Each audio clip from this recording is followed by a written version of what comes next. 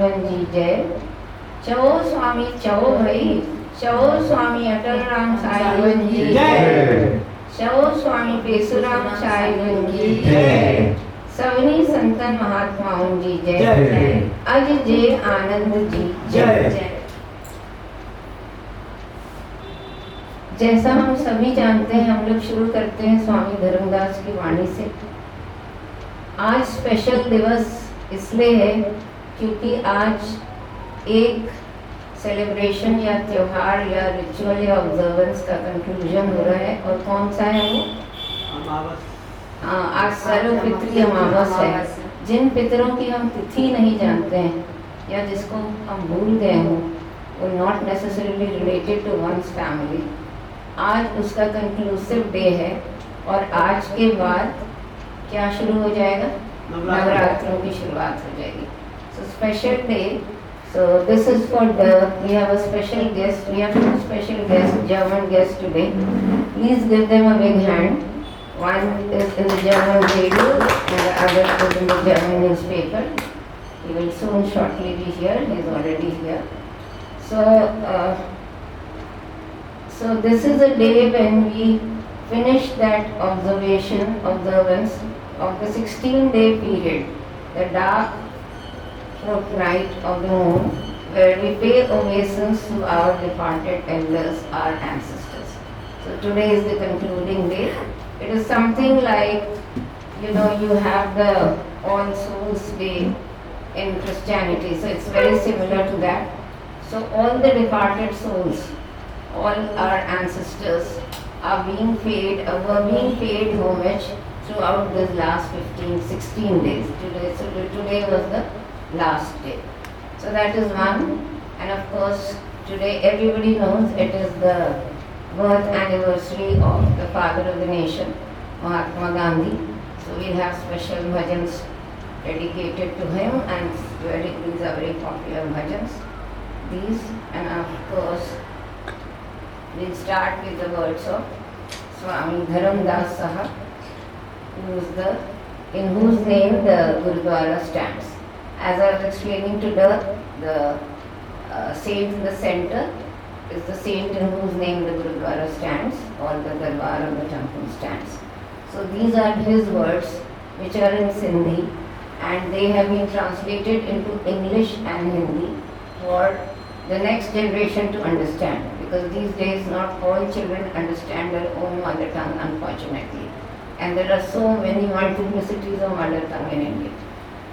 So Swamiji says first in Saraiki or Sindhi, जुल्म कीता अपने आप उत्ते, तन मान लिया अपने आप ताई, जीव एस उपाधि चेतन ऐसे, घट मठ जिये एक आकाश माही, मठाकाश मंदर देवे काम बहुता, थोड़ा का न हुए घटाकाश माही, धर्मदास संभालोई आप ताई, सारा नूर तेरा तू ही आप Sai.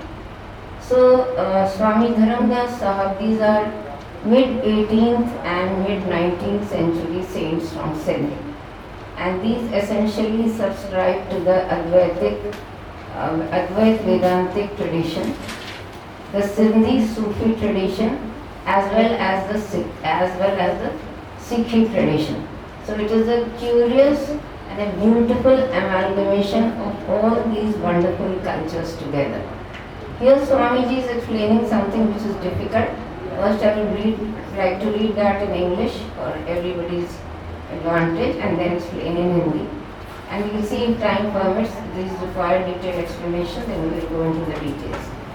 What he is saying is, look beyond physical boundaries. O human being, you have done injustice to the self.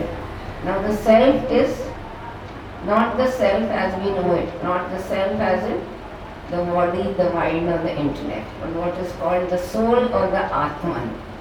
By assuming and identifying the self with this physical body, your physical body is insignificantly small in comparison to your real nature awareness, which is infinite. In fact, this physical body is the divine seat of awareness in totality. So the physical body is actually housing the divinity within. And the aim of all Indian spirituality, or shall we say Indic spirituality, is to manifest the divinity within each individual, whether it be bees or birds or human beings or animals. In fact, this physical body is the divine seat of awareness in totality. So the awareness in totality is reflected in each of our bodies, whatever kind of body we may possess, whether it's a body of an amoeba, an ant, an elephant, or a human being. The same divinity resides in us. It is a very simple explanation of that. Now here Swamiji gives a very typical example which is given to explain Advaita Vedanta. The space in the earthen pot is finite, and the space outside the pot in the universe is infinitely large. But by breaking or removing the walls of the pot, both become one infinite space. Is that clear? Swamiji says in Sindhi, Mathakas mandar deve kam bahuta, thoran hove ghatakas mahi. He is giving an example. Mathakash means that space which is, let's say, occupied in a room, in a holy place like this. Math is a place where the saints reside. So Mathakash means the space inside this room is no different from the space inside a pot. Pot means an earthen pot, or any vessel for that matter. Is no different from the infinite space that we see outside. Why do we feel divided? How do we feel divided? अभी हमें लगता है ना कि हम सीमित हैं. This is limited space, but the other space that we see in the space actually is unlimited. Why? ऐसा क्यों लगता है? So these are typical examples given in Advaita Vedanta to show the oneness of everything, which is Advaita, non-dual Vedanta. And Vedanta, for the benefit of Dirk and other listeners also who like to listen in English, is the end or the final summation of the Vedas. And we have a very famous German philosopher, we had a very famous German philosopher. It's also called Upanishads. And these are the teachings from those age-old tradition, was Arthur Schopenhauer. So Arthur Schopenhauer wrote that the Upanishads, that is the Vedanta, have been the solace of my life, and they shall be the solace of my death. So Arthur Schopenhauer is one of the leading lights in Indology, or call it Indian philosophy as well. And it will surprise everybody to know that there are 18 universities in Germany that offer a full-fledged course in Sanskrit today. I think this deserves a clap. In the Sanskrit traditional classical language. And there are people who say that if this goes this way, if it continues this way, Germany will become the custodian of all the wealth that we have in the Sanskrit language. So which really deserves a clap. So I was coming to this is the teachings of the Upanishads, which most of the saints in India have imbibed, although there are differences among them. But this is what Swami Dharamdas is talking about. Mathakash is the space inside a math or a room. Ghatakash is inside the ghat. Ghat means pot. Let's say an earthen pot. That's why this body is likened to a pot, because it breaks and then you break free of all your limitations. And then you are one with God, essentially. That's what he's trying to say. There's a lovely Kabir bhajan that says, Bhala hua meri matki phuti, मैं पनिया भरन से छूटी मेरे सिर से टली भला. So Kabir goes on to say, Kabir is another 13th, 14th century singer from India who teaches radical Advaita Vedanta to the popular masses in their own language. He says, कबीरा कुआ एक है और पानी भरे अनेक, भांडे में ही भेद है, पानी सब में एक. What does that mean? Kabir says that there is only one well out of which so many people are drawing water. So there is only one water. but each one has his own vessel. We were just not talking about the pot. So in ancient India, we used to carry earthen pitchers on the head and then bring water from the wells on the pot. The ladies used to do that. That was the duty of the lady of the house. So that's what he's saying. The well has one water, but different people are drawing it in their own little pots. So the water is one. So like the water, like the space, it is all one. So here he gives the example. The space in the earthen pot is finite, so it's limited when we say limited. And the space outside the pot in the universe is infinite, large. But by removing the walls of the pot, I had just asked you what is limiting the space. It is obviously these walls. If we were to remove the walls, then only the space would remain. But by removing the walls of the pot, both become one infinite space. Similarly, the human being and the supreme being both are one. So what Advait Vedanta was saying, so we have the other guest for today, which is Charlotte. Please welcome Dirk and Charlotte together. And of course, Peter is here. And also, Doesn't matter. So we were just doing the opening lines of the main guru here, which is Swamiji in the center. And I was, for your benefit, I was explaining in English, otherwise I would have done in Hindi. And we were just discussing Arthur Schopenhauer, one of the biggest philosophers of Advait Vedanta those days. And I had mentioned a small point that I'm just repeating because both are German guests from the media. So Schopenhauer wrote about the Upanishads. Upanishads are the foundational texts of Vedanta. And Vedanta is the end of the Vedas, the final summation, the summing point of the Vedas, from which all the Indic traditions draw. So he had said the Upanishads, these are a body of collection of books, are the solace of my life and shall be the solace of my death. So much of solace he drew from learning the Indic traditions and is one of the very well-known scholars. And it will surprise everybody to know that today Sanskrit, the language in which the Vedas were written, is being taught across 18 universities in Germany as Sanskrit literature proper. And the Germans, and of course there are Indians there also, but basically the Germans are studying it. So I was going through a Facebook post that said, if it continues this way, then the time is not far off when the Germans will become the custodians of all the Indian spiritual wealth. So that deserves a clap, isn't it? So please clap for them. And welcome to the Darbar. So I was just, without digressing more, we'll just go to the explanation. The space in the earthen pot is finite and the space outside the pot in the universe is infinitely large. But by removing the walls of the pot, both become one infinite space. So what we were discussing is, this room is limited by the walls. The pot is limited by the thing it is made of. Otherwise, the space is one whole. Similarly, the human being and the supreme being, let's take it as God. In Upanishads, in Vedanta, it's called Brahman. And the Atman is the individual soul. So many of us look here, so many of us are here. I am Kajal, Anil, Shanwal, Jeeta, and Charlotte, and Vendirata, Auntie Gandhi, Auntie Manmohan Dixit. So we all look different and divided. But the reality is we are all part of one real, we are all not exact.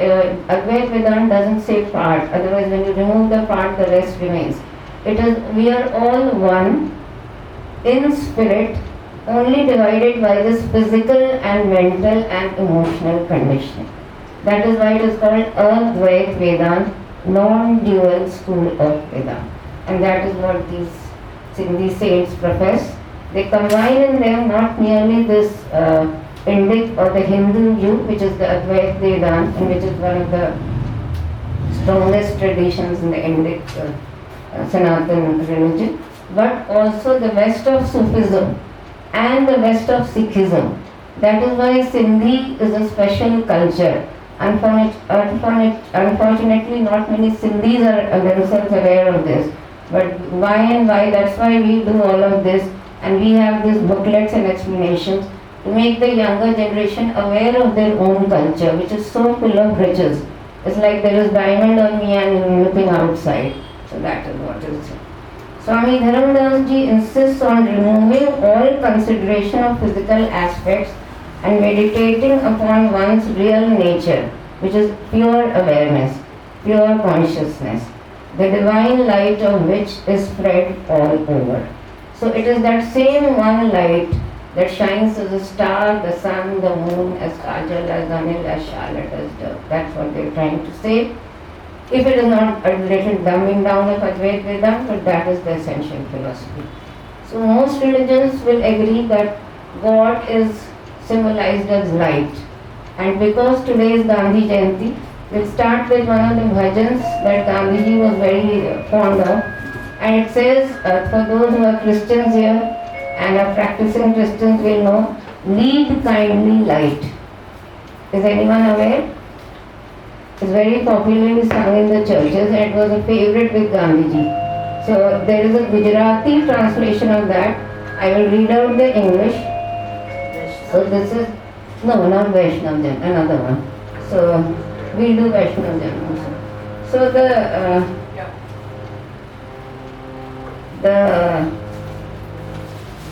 no, it's written in English. It's written by a Cardinal Newman. So he was training to be a cardinal and had not really established his faith so much. I mean, he was heading in that direction. So it is basically a story of how one advances in spirituality, how there are setbacks, and finally he made it. So it was very popular with Gandhiji, and so there's a Gujarati translation, so you can get the Indian flavor of that. So those of you can clap or just listen. And I will just repeat in English. I'll just start in English. Lead kindly light, amid the encircling gloom, lead thou me on. So thou is for God. The night is dark and I am far from home. There is a background to it, which I am pertaining. He had gone to Italy and got sick and had to return to England. Lead thou me on, thou keep thou my feet. I do not ask to see the distant scene, one step enough for me. I was not ever thus, nor prayed that thou shouldn't lead me on. I love to choose and see my path, but now lead thou me on. I loved the garish day, and spite of fears, pride ruled my will. Remember not past years. So he said he was very proud and vain of himself, thinking he can do everything on his own. Of course, till he got into this path, and then decided, so long thy power has blessed me, sure it will lead me on. Over moor and fence, over crag and torrent till the night is gone, and with the moon those angel faces smile, which I have long loved since and lost a while. So was it clear or? So it says basically at the end of a dark night, he sees light, which is the light of God. And then his faith in Christianity deepens, and he was one of the foremost cardinals. This is sung regularly in the churches, and Gandhiji loved it. It used to be played on our Republic Day as part of the beating retreat, as part of the army band. It's been discontinued for some reasons, and we will do the Gujarati version. Those of you know, please join, otherwise Shanavas ji and Anil will do. बोलिए स्वामी धर्मदास साहिब की जय।